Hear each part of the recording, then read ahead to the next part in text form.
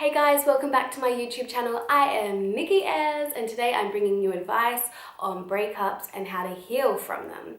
I've decided to start this new segment where you can email me and ask for your advice, and I will share the advice with yourself and the world, and it will be completely anonymous. So this girl emailed me and she said, "Hey Nikki, I need your advice.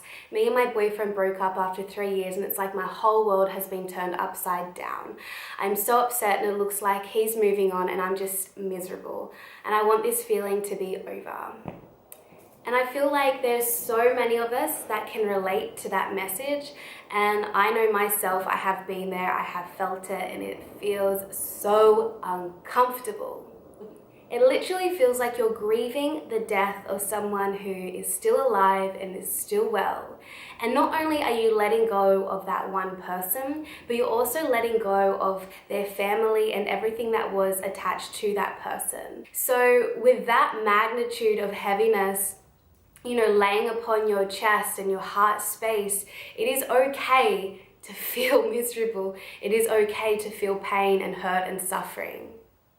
And it is okay just to sit with your feelings for once and acknowledge that, I am feeling really, vulnerable in this space.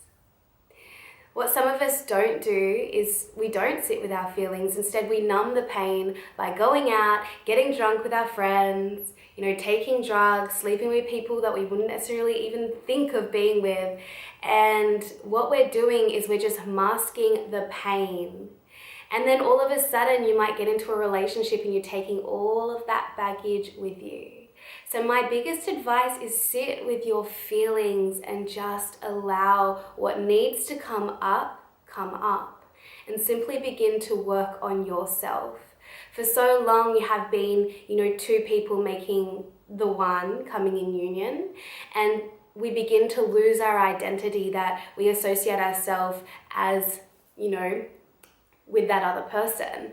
And that is just a way of attaching. Attachment is so dangerous because attaching our happiness to that one person, that person can be taken away from us and then we're left feeling completely miserable. So we need to learn to make ourselves happy first. So yeah, it's really important not to numb the pain. Ask yourself, do I really want to go out? Do I really want to get drunk? If the answer is yes, then hell yeah, booty drop. But do it for you. Don't do it because you're trying to get the validation that you're worthy of love and attention. Just do it for yourself only. Also really important just to drop the attachment and the comparison of where you think that you should be on your journey, and just really acknowledge and accept that where you are right now. And the most important thing is to forgive. And to forgive yourself first. No matter what that breakup looked like for you, no matter what that relationship was, forgive yourself from feeling this feeling of hurt, of anger, of resentment, of whatever it is. Just forgive you first. Be gentle on yourself first. You're doing your very best. And also, in time, it might take a little bit of time because this second step is very hard for others, is to forgive your ex. And you don't necessarily need to reach out to them and forgive them. Trust me, I've tried, doesn't really work.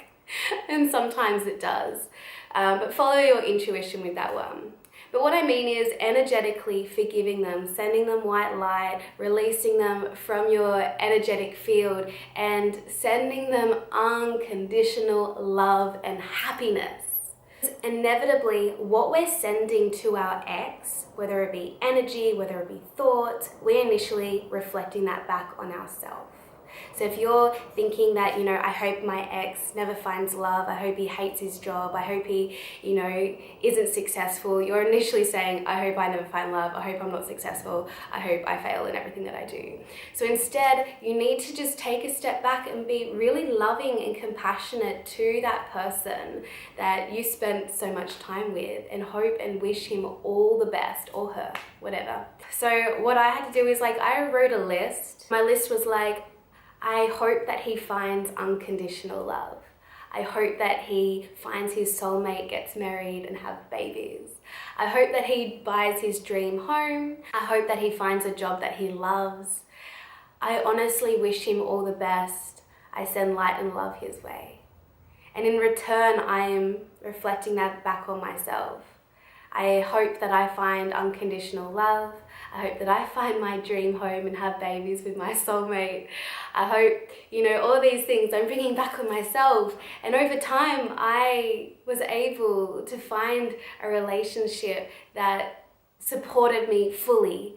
And going into that relationship, I let go of the old stuff, because we can't move on unless we let go. We can't take that heavy bags into the next relationship. While you're single and while you're in this space of healing, take the time to slow down. We're in no rush. There is no finish line. Just take your time and really reflect on the person that you would like to attract into your life. Practice forgiveness, practice that inner healing, practice self-love. Go find a yoga class, do a meditation, get outside, get active, follow your intuition, and things will get a little bit lighter and brighter. And lastly, this is the most cliche thing when people break up, but time really does heal everything. And in 10 years from now, you'll look back on this relationship and probably giggle and laugh. A relationship ending is not called a breakdown, it's called a break up, because we're breaking and then we're growing up. It's kind of like we're this little seed, and the seed is breaking and it's sprouting, but it's got to get through all this soil first before it blossoms like a flower. In this video, if you thought it was helpful and you liked it, give it a thumbs up and make sure you subscribe to my channel. If you want to ask me a question, just leave it in the comments below, or you can email me at nikki@nikkiayres.com.au. See the link below for all the other things that I get up to, including my retreats next year in 2018. Lots of love.